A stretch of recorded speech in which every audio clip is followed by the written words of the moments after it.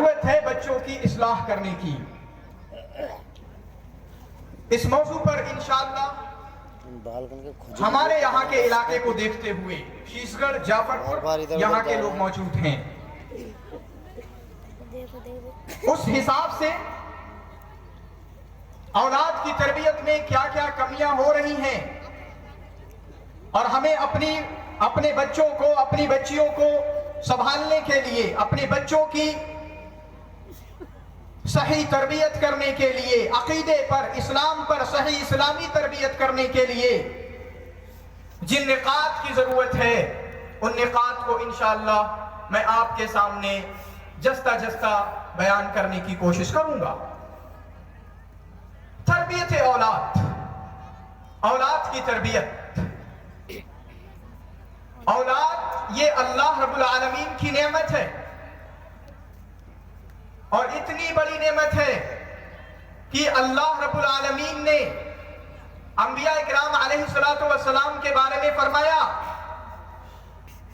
کہ تمام نبیوں نے، بہت سارے نبیوں نے، ان کو مال نہیں ملا، انہوں نے کبھی ہم سے مال کی تمنا نہیں کی، ان کو گاڑیاں نہیں ملی، انہوں نے ہم سے کبھی گاڑیوں کی تمنا نہیں کی، ان کے گھر اچھے نہیں بنے، انہوں نے کبھی ہم سے اچھے گھر بنانے کی دعا نہیں کی، لیکن جب اگر انہیں اولاد نہیں ملی ہے تو اللہ رب العالمین نے فرمایا ان انبیاء نے ہم سے اولاد کی دعا کی ہے، اولاد کو مانگا ہے۔ اور اللہ رب العالمین نے کلام مقدس کے اندر دو طریقے کے کنسیپٹ دیے، دو طریقے کے نظریے دیے اولاد کے بارے میں۔ اللہ رب العالمین نے سورہ کہف کے اندر ارشاد فرمایا المال والبنون زینت الحیات الدنیا، یہ مال، یہ اولاد، یہ دنیا کی زینت ہے، یہ دنیا کی خوبصورتی ہے۔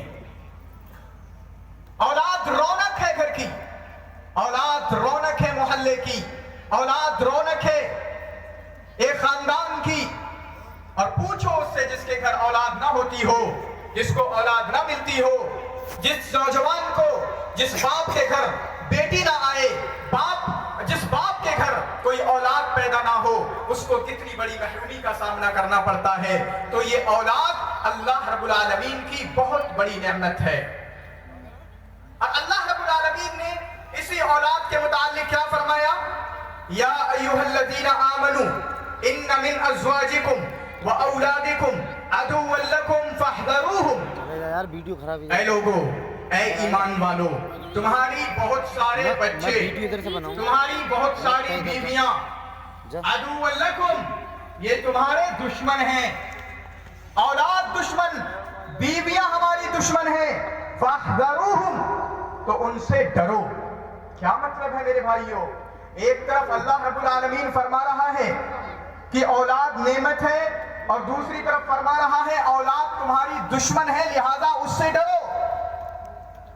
جو اولاد جس کی تربیت ہو، جو نیک ہو، جو صالح ہو، وہ اولاد نعمت ہوا کرتی ہے، وہ اولاد اپنے ماں باپ کی آنکھوں کی ٹھنڈک ہوا کرتی ہے، وہ اولاد اپنے گھر کے لیے، اپنے محلے کے لیے، اپنے سماج کے لیے رحمت ہوا کرتی ہے۔ لیکن جو اولاد بگڑی ہوئی ہو، وہ اولاد اپنے گھر کے لیے عذاب ہوا کرتی ہے۔ وہ اولاد جو بگڑی ہوئی ہو، وہ اپنے علاقے کے لیے، اپنے قصبے کے لیے وہ عذاب ہوا کرتی ہے۔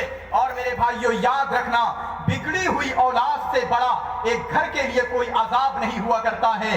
اگر اولاد آپ کی بگڑی ہوئی ہے تو اس سے بڑا کوئی عذاب نہیں ہے، کیونکہ میرے بھائیو آپ جانتے ہو اگر اولاد بگڑی ہوئی ہوگی تو پھر کبھی ایسے مسئلے کرے گی ہم کو تھانے آنا پڑے گا، کبھی ایسے مسئلے کرے گی کسی کے ساتھ یہ کانڈ کر دیں گے، کسی کے ساتھ کچھ اور کر دیں گے، کسی کے ساتھ کچھ اور کر دیں گے۔ ایک ماں باپ کی پوری زندگی بگڑی ہوئی اولاد یہ اجیرن بنا دیتی ہے۔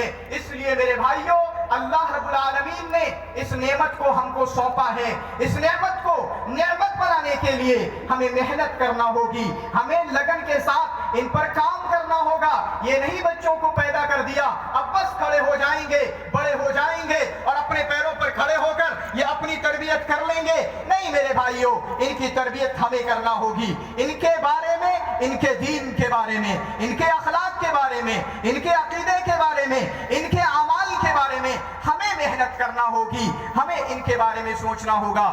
اسی لیے اللہ رب العالمین نے سورہ تحریم کے اندر ارشاد فرمایا, یا ایھا الذین آمنوا قوا انفسکم واہلیکم نارا, اے ایمان والو قوا انفسکم واہلیکم نارا, اپنے آپ کو جہنم کی آگ سے بچاؤ, وَأَهْلِيكُمْ نَارًا, اور اپنے گھر والوں کو جہنم کی آگ سے بچاؤ.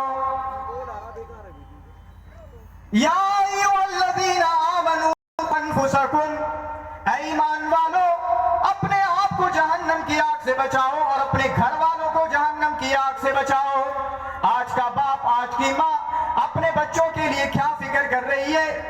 میرا بچہ یہ بڑی بڑی تعلیم حاصل کر لے, پی ایچ ڈی کر لے, ایم اے کر لے, میرے بچے کی دکان لگ جائے, میرا بچہ کاروبار کرنے لگ جائے, میرا بچہ اپنے پاؤں پہ کھڑا ہو جائے. ہم اس بات کی فکر کر رہے ہیں, لیکن ہم اپنے بچوں کی جنت کی فکر نہیں کر رہے ہیں. وہ اپنے بدعمالیوں کے ذریعہ, ایک بیٹی اپنے بدعمالیوں کے ذریعہ, اپنی بے حیائیوں کے ذریعہ وہ جہنم کی طرف جا رہی ہے. ایک بیٹا شراب پی رہا ہے, ایک بیٹا جوا کھیل رہا ہے, سٹے میں والی بال کھیلتے ہوئے 200 روپے جیت رہا ہے, 500 روپے ہار رہا ہے, اور اپنی بدعمالیوں کے ذریعہ وہ جہنم کی طرف جا رہا ہے. ایک باپ کو اس بات کی فکر نہیں ہے. میرے بھائیوں ذرا غور کیجئے, اللہ رب العالمین کس بات کی دعوت دے رہا ہے؟ یا ایھا الذین آمنوا قوا انفسکم واہلیکم نارا, اپنے آپ کو اور اپنے گھر والوں کو جہنم کی آگ سے بچاؤ.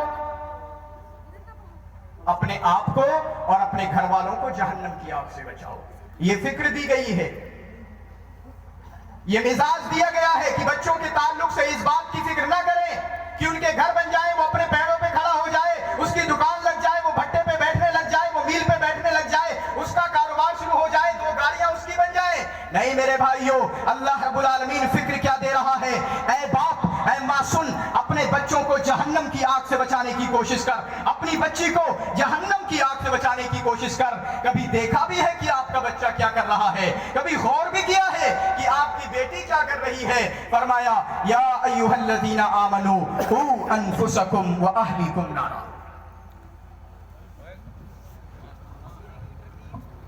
اپنے آپ کو اور گھر والوں کو جہنم کی آگ سے بچاؤ.